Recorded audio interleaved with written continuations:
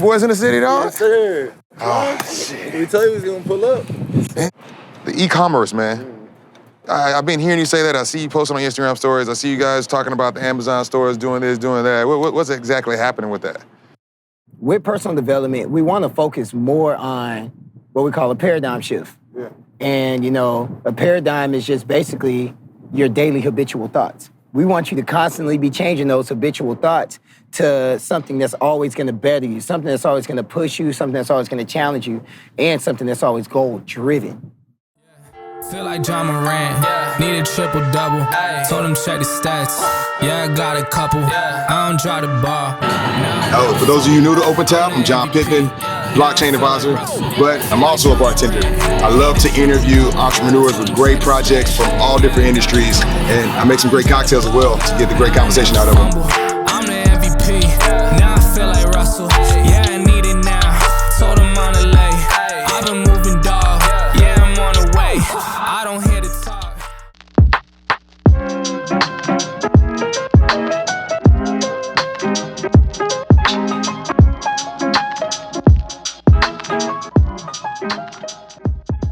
Look who it is. What's up, man? Both of you boys in the city, dog? Yes, sir. Oh, shit. We told you he was gonna pull up. Man, everybody say that, man. Everybody sells dreams, and then I don't believe it till you actually show up. Yeah, we're here. Last time I saw you guys, it was in San Diego, California. That was a good Correct. time. When have we ever sold you a dream? That's fair. I mean, I don't trust anybody. I've been listening to Future, and that new album dropped, so he got me feeling some type of way. I don't trust nobody right now. Oh, man, we on the same page. Well, I know you guys out here. I know you guys are always working, but I know it's going to be a little bit of playtime, so that means gotta get y'all some cocktails started. For sure. Let's do it. What you got I mean, let's see. Let me see what I got. Well, since it's summertime and we're outside, it's Miami. Let's do something fruity. Not mad at that. What's the deal, fellas, man? Anything new Man, since the last time I saw you? Huh? Yeah, bro. Working, expanding the business. Right. Yes, sir. The Amazon's been going strong. Trying to get everybody on the e-commerce wave, man. Yeah. Digital products, freedom. That's my whole MO right now. The e-commerce, man. I've been hearing you say that. I see you posting on Instagram stories. I see you guys talking about the Amazon stores doing this, doing that. What's exactly happening with that? Man. What does that mean? Bust it down for him, Will. So check this out. Amazon's the biggest shopping platform in the world, right? Everybody shops on Amazon. I shop, you shop, I know you shop. Right. Have no choice. Exactly. It's the greatest convenience ever invented. So I teach all my people to go from a consumer mindset to a supplier mindset, right? Why always give somebody your money when that same platform can be paying you money, right? And the pandemic showed us that, hey, these brick and mortar stores are not gonna be there forever. So online shopping went through the roof. So now Amazon is one of the easiest ways to get some passive income, just because the platform is so big and everybody's being forced to shop online. Explain to me how that works, because I know Amazon, they've been selling these things. How are you able to jump on the platform and also make money? Yeah, so they allow third-party sellers to come on there. It's called the FBN, or Fulfillment by Merchant, right? So they let you come on there, and you can leverage Amazon's traffic on their platform, and then you can list the product high, and then you can go to your third-party manufacturer vendor and get that product cheaper, right? So you collect that difference as the profit. Okay. So I can sell on Amazon for 80, we go buy for 60, that means I just made $20 for each sale. So sell 5 of those a day, that's $100 passive. Not you lifting a finger. How are you choosing which products to sell? Are you just like picking them at random, or are you just... Because, I mean, Amazon sells everything. So it's like cell phone chargers and... So there's millions and millions of products on Amazon, but as long as it fits the strategy of pepper tequila. making some money when it's sold, it'll work. I sell everything from kettle corn chips, bottles of water, trampolines. I don't care as long as it makes me money.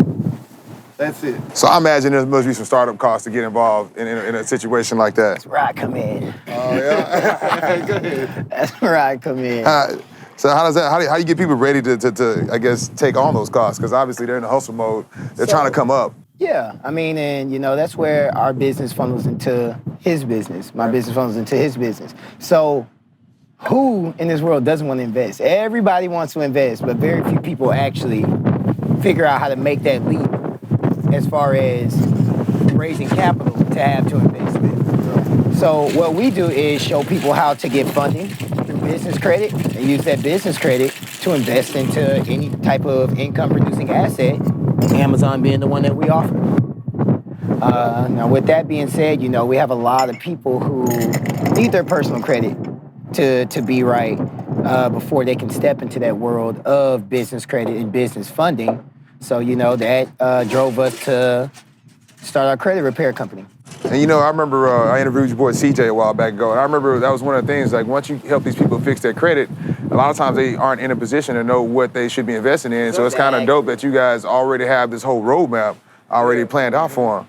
Yeah, we have a huge funnel from A to Z on how to not only put yourself in a position to make money, but then give them over the wheel and start making money. So here's the good thing about it. If you look at a lot of the other investment platforms like stocks and real estate, sometimes those ROIs take forever to come back. Yeah. Real estate might take you 12 months to come back. E-commerce, especially on Amazon, you can get 10 to 20% profit margin a month on your money spent. Yes. So those returns are crazy. So I have clients right now that do anywhere from $2,000 to $4,000 a month within that first 5 to 6 months. You're not seeing any other investments doing those type of returns that fast. So that's why you guys out here in Miami living your best life, traveling all the time. Exactly. Cheers to that. Cheers to that. Cheers to that. Let's see what he's working with.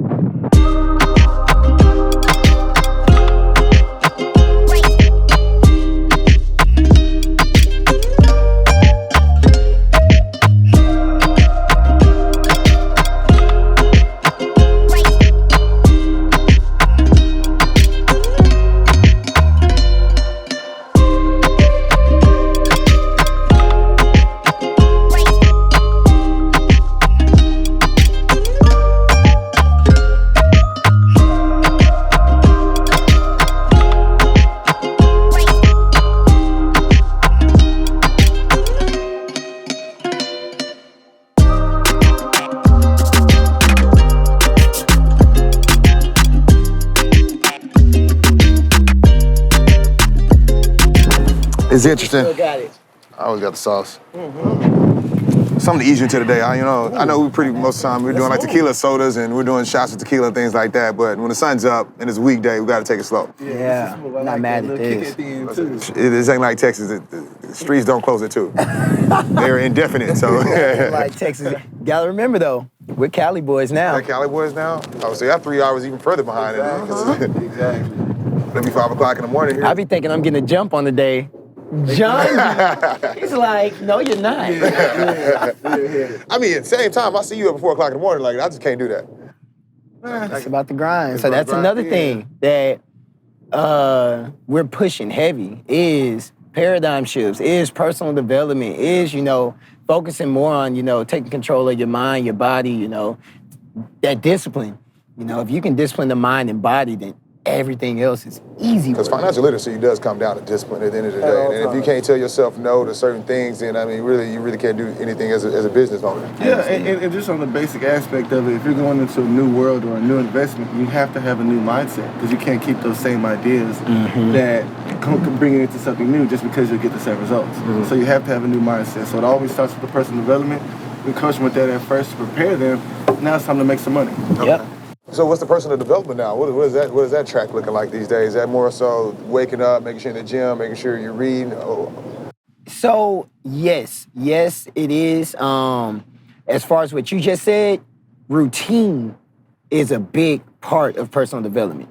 So with personal development, we want to focus more on what we call a paradigm shift. Yeah. And a paradigm is just basically your daily habitual thoughts. We want you to constantly be changing those habitual thoughts to something that's always going to better you, something that's always going to push you, something that's always going to challenge you, and something that's always goal-driven. Now, with that being said, you need to have a daily routine if you want to make that happen. To lock it in. To lock it in. The reason we choose early mornings is to get a head start. I wake up at 4 a.m. just around every day. The reason I do that, I don't have to talk to anybody until probably around 9 a.m. That gives me 5 solid hours of making sure that I get some meditation in, making sure I get some reading in, making sure I can hit the gym, making sure I can get my walk.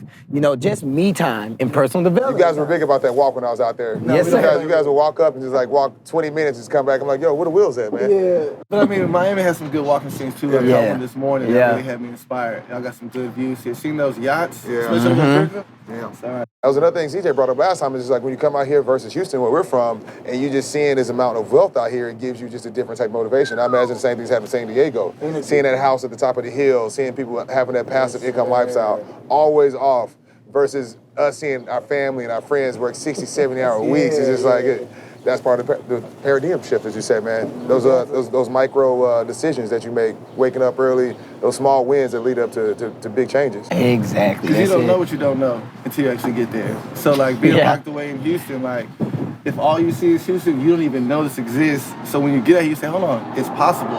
Because these people are no different than me. So why can't I do it? Yeah. That's the whole thing. So I met Will in the restaurant industry. So I saw his happen. You know what I'm saying? I was there. I was witnessing when he was in the restaurant. He got promoted, the promotion that everybody wanted, and all of a sudden he quit a month and a half, 2 months in. Like people just don't quit that soon. Most times it's a few years on. He's just like, yo, man, I know you guys spent a good amount of resources getting me into this position, but out of here, what are you gonna do? I don't know, man. I'm out of here. I'll figure it out. Hey, man, I mean. So that was the story of your switch. What was the story of your switch? Man, my switch was, it's a common story. It's the corporate America trap, right? So I come from a pharmaceutical sales background. I've always been in the sales industry, also with science. So even if you have the skill set in corporate America, it's still not dependent on you, whether you stay with that company or not. They can cut you at the drop of a dime. So I found myself getting all these accolades, all these awards at my job, but then getting cut within the next 2 or 3 months. You know what I'm saying? So I could bring them the money, but then once they're done with my service, it's like I got discarded. And that's not really a good feeling. So I said, what the hell can I do to get out of this and put the control back in my hand? And the first thing that came to my mind was Amazon. It's something I can control from a phone, a laptop. It's my output is directly correlated to my input. You know what I'm saying? So I said it fitted. After it started replacing my income, I said, no, I'm out of here. Yeah. And I was this happening around during the COVID period? It was a little bit before COVID. Okay, he's kind of warming up and then COVID kind of really accelerated it? Exactly. I actually had my biggest profit during COVID just because the business model suits the, the sad disaster that was going on around this world. Right. But in everything, just like there's winners in the Great Depression, just same way there's losers, right? You just gotta take advantage of it. And that's what I did. And I haven't looked back ever since.